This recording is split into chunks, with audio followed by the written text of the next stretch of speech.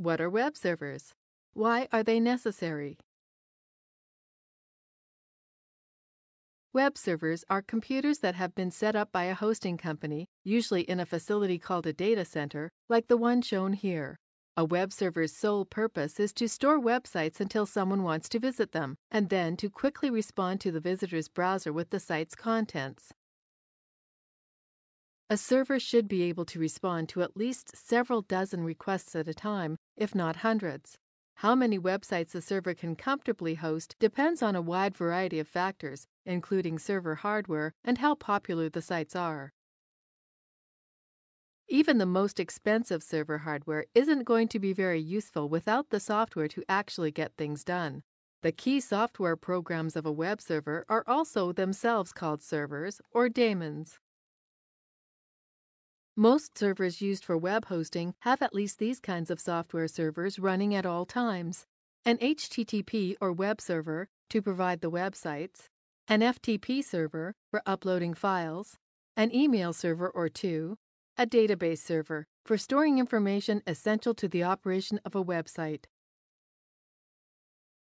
You might be wondering, are web servers even necessary? Why can't I just run my websites from a computer at home? There are several very good reasons. Most ISPs, Internet Service Providers, specifically disallow people from running any type of web-related server on their networks. Doing so can potentially get your Internet account suspended or terminated. But even if that weren't the case, you have to take into account the upload speed of your connection.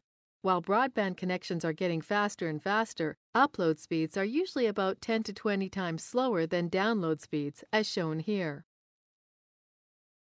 When running a server on your computer, your upload speed would directly determine the total download speed shared across everyone accessing your sites. Most likely, you'll only be able to offer up a megabit or two, and even if you're just hosting a website with pictures on it, that will quickly be used up by only a few people.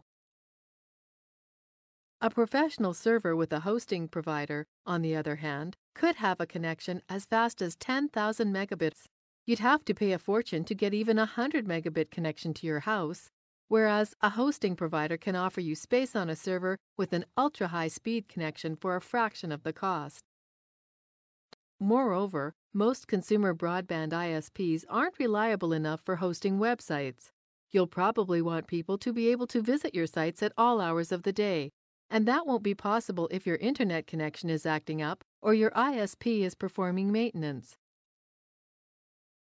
You also have to factor in the costs of running a computer for extended periods, including the cost of any parts that may fail and increased electricity costs. This completes the tutorial. You should now have a good understanding of what a server is and why you can't just use your personal computer as one.